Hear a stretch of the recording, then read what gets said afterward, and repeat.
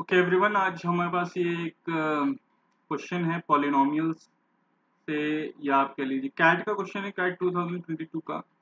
और मेनली इसमें कॉन्सेप्ट आपका यूज होगा पॉलिनोमियल्स एंड क्वाड्रेटिक इक्वेशंस।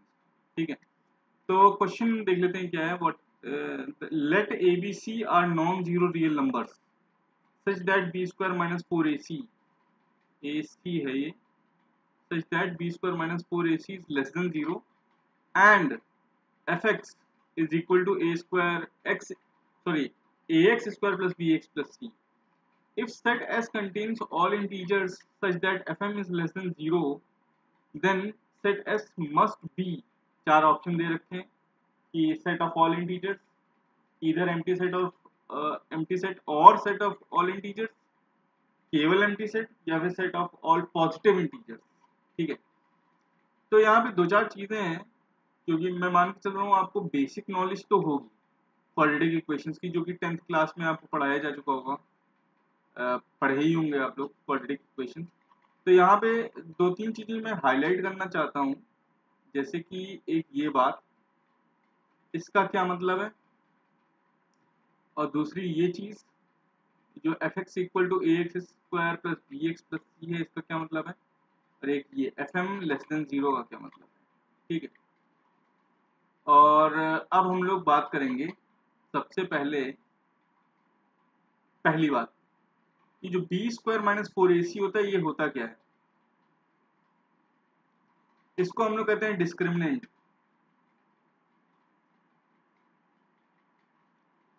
ये एक्चुअली एक कोई भी क्वाड्रेटिक इक्वेशन हो, जैसे a x square plus b x plus c, ये क्वाड्रेटिक इक्वेशन है, या मान लीजिए क्वाड्रेटिक पॉलिनोमियल है। ठीक है, एक्स में लिखा हुआ है x is the variable of the polynomial, इसकी डिग्री 2 है, हाईएस्ट पावर वेरिएबल पे देखिए 2 है, तो ये क्वाड्रेटिक है। अब इसमें एबीसी क्या है, एबीसी कोई नंबर्स होंगे। ठीक है, कुछ भी हो सकते हैं, -3 1 2 कुछ भी हो सकता है। ठीक, तो ये जो क्वाड्रेटिक पॉलिनोमियल है, इसके दो रूट होते हैं।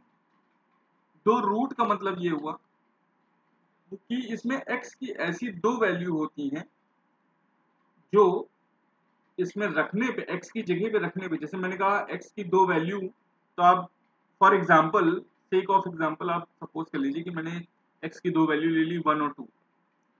अगर आप 1 रखोगे इस इक्वेशन में, तो ये पूरी इक्वेशन में 1 रखने के बाद सॉल्व करने पे 0 आना चाहिए। दूसरी बात, अगर मैं 2 रखूंगा तो फिर से सॉल्व करने पे 0 आना चाहिए। तो ये जो 1 और 2 हैं, ये बन जाएंगे रूट्स ऑफ द इक्वेशन। और ये जो रूट्स ऑफ द इक्वेशन होते हैं, ये आपके उतने ही होते हैं जितनी डिग्री होती है रियल डोमेन में। ज्यादा डिटेल में नहीं जाएंगे, रियल और कॉम्प्लेक्स की बात नहीं करेंगे अभी हम लोग, मान के चलते हैं कि उतने ही होते हैं। ठीक है, एक सेकंड, क्योंकि हम लोग को यहाँ पे एक्स वाई एक्सिस की जरूरत पड़ेगी, इसलिए मुझे बनाना पड़ेगा एक्स वाई एक्सिस यहाँ पे। ठीक है, चलिए अब ये जो एक्स वाई एक्सिस है, इस पे हम लोग समझते हैं कि हो क्या रहा है। अगर मुझे इस क्वाड्रेटिक पॉलिनोमियल को प्लॉट करना हो एक्स वाई एक्सिस पे, तो ऑब्वियस है कि जो एफ एक्स है, इधर वाली चीज जो है, इसको मैं वाई मान लूंगा। Y is equal to a x square plus b x plus c मान लूंगा। ठीक है, अब मैंने आपको एक चीज बताई थी कि इस क्वाड्रेटिक इक्वेशन की दो रूट्स होती हैं, तो मैं साइड में बता रहा हूँ दो रूट्स का मतलब क्या होता है। अगर इसकी दो रूट्स हैं, तो ये जो ग्राफ बनेगा, ये पैराबोला बनेगा, और पैराबोला कुछ इस तरीके का बनेगा। ठीक है, वो एक्स एक्सिस को दो जगह काटेगा, और ये वही दो जगह हैं जहां पे एक्स की वैल्यूज उठा के रखोगे इक्वेशन में, तो 0 आ जाएगा। क्योंकि अगर ये वैल्यू देखो, एक्स की ये वैल्यू देखो, मान लो ये वैल्यू a1 है, तो y की वैल्यू 0 है। यहाँ पे क्वाड्रेटिक ज्योमेट्री के हिसाब से एक्स एक्सिस पे y 0 होता है और y एक्सिस पे x 0 होता है। अगर ये वैल्यू a2 है, तो फिर से y 0 है यहाँ पे। तो देखो, a1 इसके अंदर रखोगे तो y की वैल्यू 0 आ जाएगी, a2 रखोगे तो फिर से y की वैल्यू 0 आ जाएगी। तो a1 a2 रूट हो गए। ठीक, बहुत बढ़िया बात है। लेकिन जिस क्वाड्रेटिक पॉलिनोमियल में ये बी स्क्वायर माइनस फोर ए सी, ये क्वांटिटी, लेस देन 0 होती है, B square minus 4ac less than 0 होती है, उस क्वाड्रेटिक पॉलिनोमियल के कोई रूट नहीं होते, नो रियल रूट, उस केस में रूट होते ही नहीं है, नो रियल रूट। इसका क्या मतलब हुआ? इसका मतलब ये हुआ कि जो आपने ग्राफ इधर साइड में बना रखा है, ये वाला ग्राफ, ये एक्स एक्सिस को काटेगा ही नहीं, काटेगा नहीं तो एक्स की वैल्यू ही नहीं आएगी एक्स एक्सिस पे, है ना। अगर मैं इस ग्राफ को ऐसे बना दूं, थोड़ा सा ऊपर करके ऐसे बना दूं, क्या ये वाला ग्राफ, ये नया वाला जो ग्राफ है, ये एक्स एक्सिस को काट रहा है? नहीं काट रहा है। तो देखो अब आपके पास पॉसिबिलिटीज क्या क्या हैं, आपके पास पॉसिबिलिटीज बहुत सारी हैं। एक पॉसिबिलिटी ये है कि आपका ग्राफ, पहली बात तो आपको ये समझ में आ गया ना कि ग्राफ एक्स एक्सिस को काटेगा नहीं क्योंकि रियल रूट्स नहीं है, ठीक। अब ये ग्राफ ऊपर की तरफ मुंह खोल के बनेगा या नीचे की तरफ मुंह खोल के बनेगा, ये किस बात पे डिपेंड करता है? ये डिपेंड करता है ए पर। ए अगर ग्रेटर देन 0 है तो ग्राफ बनता है इस तरीके का, ऊपर की तरफ खुल के, और अगर ए लेस देन 0 है, ठीक है, तो ग्राफ बनता है इस तरीके से, नीचे की तरफ मुंह खोल के। अच्छा, आप सोच सकते हो कि सर ग्राफ ऐसे भी तो बन सकता है, ऐसे या ऐसे। तो बेटा एक चीज ध्यान रखिएगा, जब आपकी इक्वेशन इस तरीके की होती है, y is equal to a x square plus b x plus c, तो ग्राफ हमेशा आपके वर्टिकल बनते हैं, ऊपर नीचे। और जब आपकी इक्वेशन ऐसी होती है x is equal to a y square plus b y plus c, तो आपके ग्राफ बनते हैं इस तरीके के, एक्स वाई एक्सिस, ठीक है। तो अभी हमारे पास ग्राफ किस तरीके के बनेंगे? इस तरीके के ग्राफ बनेंगे, क्योंकि हमारे पास इक्वेशन कौन सी है? हमारे पास इक्वेशन है ये वाली, ठीक है। तो कुछ कुछ बेसिक चीजें हमें समझ में आ गई हैं। पहली बात हमें ये समझ में आ गई है कि ग्राफ एक्स एक्सिस को कट नहीं करेगा। दूसरी बात समझ में आ गई है कि ग्राफ या तो ऐसे बनेगा, या बीच में भी बना सकते हो ऐसे, ठीक है, लेकिन देखो एक्स एक्सिस को कट नहीं करेगा। या फिर ग्राफ नीचे बनेगा तो ऐसे बनेगा, ऐसे बनेगा, इधर बन जाएगा, कैसे भी बन जाएगा, ठीक है। अब अब आगे बढ़ते हैं और बात करते हैं कि ये जो तीसरी कंडीशन दी हुई थी इन्होंने, एफ एम लेस देन 0, इसका क्या मतलब है? एफ एम लेस देन 0 इसका क्या मतलब? इसका अच्छा, ये जो एफ के अंदर जो एम है वो क्या है?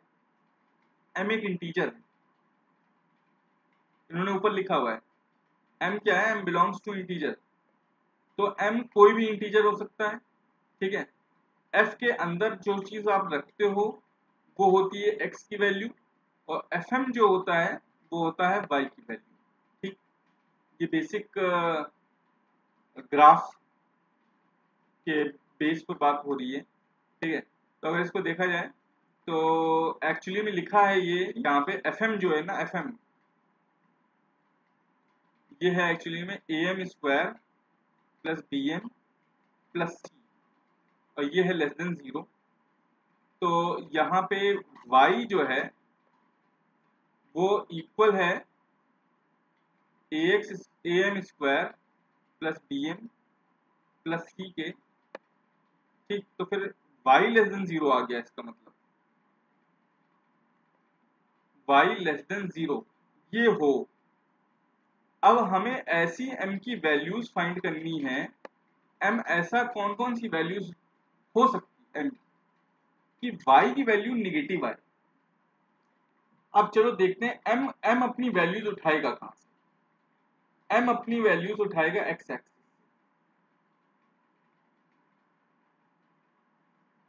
ठीक है, क्योंकि इक्वेशन में एफ एम में इक्वेशन थी F X is equal to Y.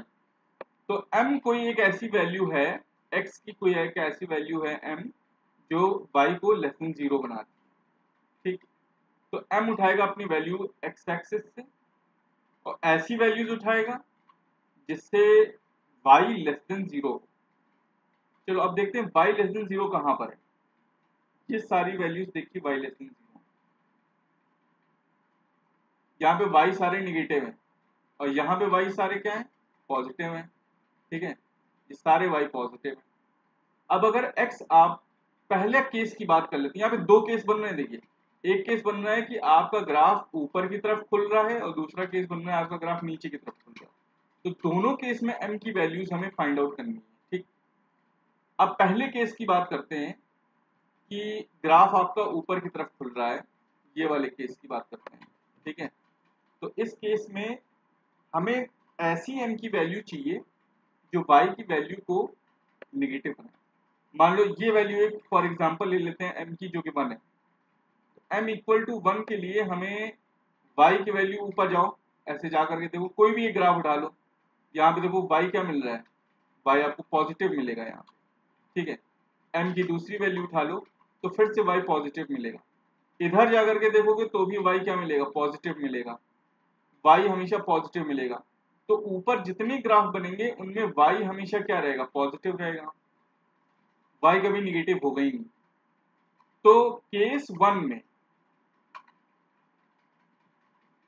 m की कोई वैल्यू y को निगेटिव नहीं बना सकती, no value of m can make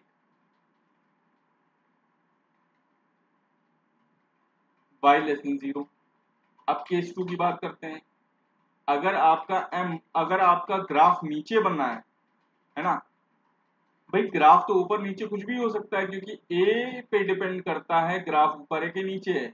यहाँ पे देखो ए पे डिपेंड करता है ग्राफ ऊपर है कि नीचे है, और इन्होंने ए के बारे में कुछ बताया ही नहीं है। इन्होंने कहा है कि ए एक रियल नंबर है, और रियल नंबर तो पॉजिटिव भी हो सकता है नेगेटिव भी हो सकता है, नॉन जीरो रियल नंबर है, ऐसा इन्होंने क्वेश्चन लिखा हुआ है ऊपर कि A B C are non zero real number, तो पॉजिटिव भी हो सकते हैं नेगेटिव भी हो सकते हैं, तो दोनों केस आपको लेने पड़ेंगे। तो जो केस 2 है उसमें m की कोई भी एक वैल्यू उठा लो, यहाँ पे जैसे m की वैल्यू आपने उठा ली 4, ठीक है।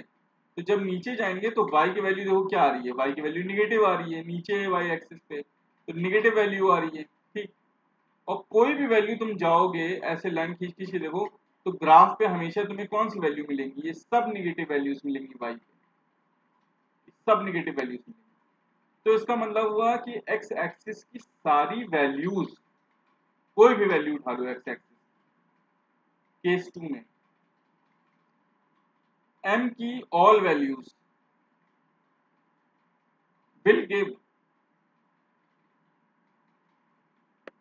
y less than 0। तो केस 1 केस 2 को अगर हम कंबाइन करें तो उसका क्या मतलब है, केस 1 से हमें मिल रहा है कि no value of m, s में s एक सेट था जिसमें m लिखे हुए थे, वो सारे m लिखे हुए थे जिनकी वैल्यूज y को लेस देन 0 बना रही थी। तो पहले केस में सेट s के अंदर कितने m आएंगे, कोई m नहीं आएगा क्योंकि m की कोई वैल्यू y को 0 से लेस देन नहीं बना रही है। तो पहले केस में जो सेट s है उसके अंदर m की कोई वैल्यू नहीं आएगी, इसलिए सेट s खाली रहेगा, एम्प्टी रहेगा। जब केस 2 की बात होगी तो सेट s के अंदर m की कौन सी वैल्यू आ जाएगी, m क्या है, m है x एक्सिस के ऊपर चलने वाली वैल्यूज, x एक्सिस पे चलने वाली वैल्यूज, ये सारी वैल्यूज जो हैं ये x एक्सिस की ये m है।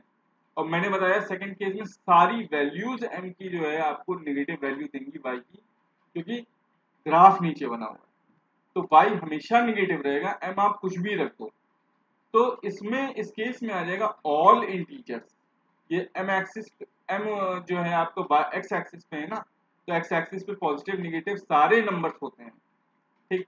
सारे इंटीजर्स आपको लेने पड़ेंगे, ऑल इंटीजर्स।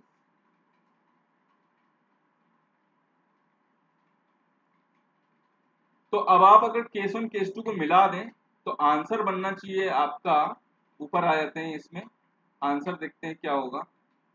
क्या ऑल इंटीजर्स है, ये आंसर तो सही है लेकिन अधूरा है, ये इसलिए आंसर नहीं हो सकता। क्या एम्प्टी सेट है और सेट ऑफ ऑल इंटीजर्स है, करेक्ट, यही आपका करेक्ट आंसर है। तो आपका करेक्ट आंसर हो जाएगा ईदर एम्प्टी सेट और ऑल टीचर्स, ये आपका हो जाएगा final answer. Thank you for watching. आपके पास कोई डाउट हो तो वो आप मुझसे कमेंट में या मेरे ईमेल पे पूछ सकते हैं। I will be happy to explain.